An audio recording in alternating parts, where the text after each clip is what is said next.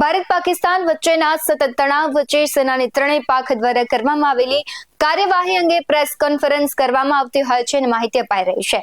ત્યારે આજે યોજાયેલી પ્રેસ કોન્ફરન્સમાં પાકિસ્તાનને ખૂબ જ મોટો સંદેશો આપવામાં આવ્યો છે, તેના વિશે વાત કરીશું। નમસ્કાર, આપની સાથે હું ભગવતી વિશાવડિયા। ભારતીય સેનાએ આજે પાકિસ્તાન વિરુદ્ધ ઓપરેશન સિંદૂર પર પ્રેસ કોન્ફરન્સ યોજી હતી।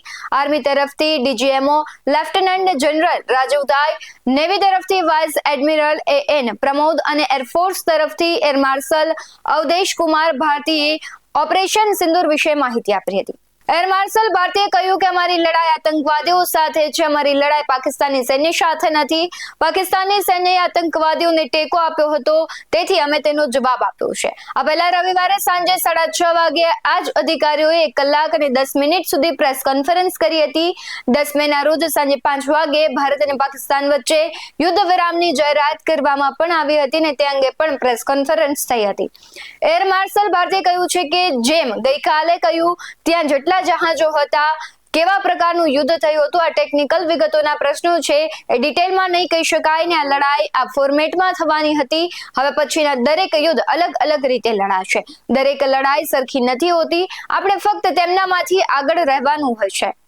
આ એક અલગ પ્રકારની લડાઈ છે ને ઘણી વધુ લડાઈઓ થશે ને અમે તૈયાર પણ છીએ। તેઓ કોઈ માહિતી આપી નથી રહ્યા, અમે પહેલાથી જ આ વિચારી રહ્યા છીએ, તેઓ તેમની જનતાને પણ માહિતી આપી નથી રહ્યા। એટલે પાકિસ્તાનની વાત કરી હતી કે પાકિસ્તાન છે તે કંઈ પણ માહિતી નથી આપી રહ્યું, આપણી લડાઈ આતંકવાદીઓ સાથે છે અને તેમણે વધુમાં કહ્યું છે કે ભય વિના પ્રીત ન હોય। હું તમને સંદેશામાં રામચરિત માનસની યાદ અપાવીશ તેવું પણ તેમણે કહ્યું છે।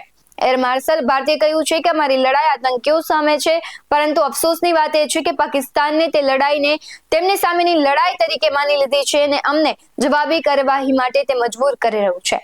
આપણી એર ડિફેન્સ સિસ્ટમ એટલી મજબૂત છે કે તેને ભેદવી નામુમકિન છે। પાકિસ્તાનની ચાઇના મેડ મિસાઇલને અમે તોડી પાડી હતી અને પાકિસ્તાનના ડ્રોન પણ તોડી પાડ્યા છે। આપણે એર ડિફેન્સ સિસ્ટમ એક દિવાલની જેમ ઊભી છે। તેમણે વધુમાં કહ્યું છે કે આપણા બધા જ મિલિટરી બેઝિસ અને ઇક્વિપમેન્ટ તૈયાર છે, જ્યારે પણ જરૂરિયાત જણાશે ત્યારે જરૂરી કાર્યવાહી કરવા સક્ષમ છે।